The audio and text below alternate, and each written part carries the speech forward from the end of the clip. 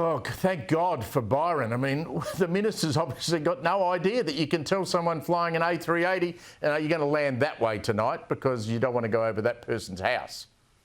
Look, this whole airport with the runways and the noise and the fact that it's a 24-hour airport, which a lot of people have an issue with because there's going to be a lot of freight. Just remember that when the coalition was in, they also refused to say where they'll be flying because people were concerned about buying in the area and that if the flight path went over their house, their house might lose value. And they refused to answer that question when they were in power. So it's a bit rich to then call out the current government by saying, hang on a minute, we don't like the flight paths you picked. I'm like, well, no one was actually clear or forthcoming with that information ever. And the youth or the community, the ones are going to suffer because it's 24 hours. Joe, your mate Albo made his political career on campaigning against aircraft noise over the seat of Leichhardt, if I remember correctly. That's right, the seat of Grayndler, where I also live, and I can tell you I am no stranger to aircraft noise, and Albo certainly as the local member and as Prime Minister is a big supporter of Western Sydney Airport.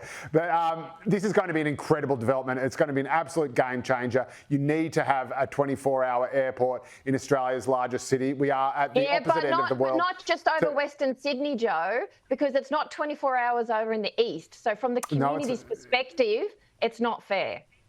No, it's not. And again, I don't really have much of a problem with lifting curfews at Sydney Airport.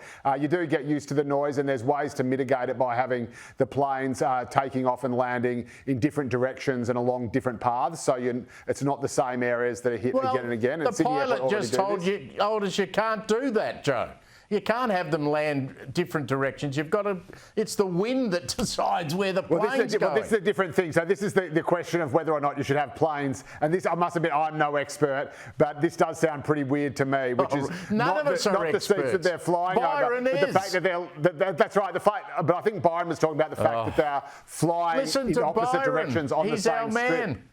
But I don't think he's talking about noise. I think he's talking about the fact that they're flying in opposite directions towards each other. Yeah, he's talking about safety. We'll reignite this argument next week. Thank you both. Have a great weekend. If you've got a long weekend, have a great long weekend.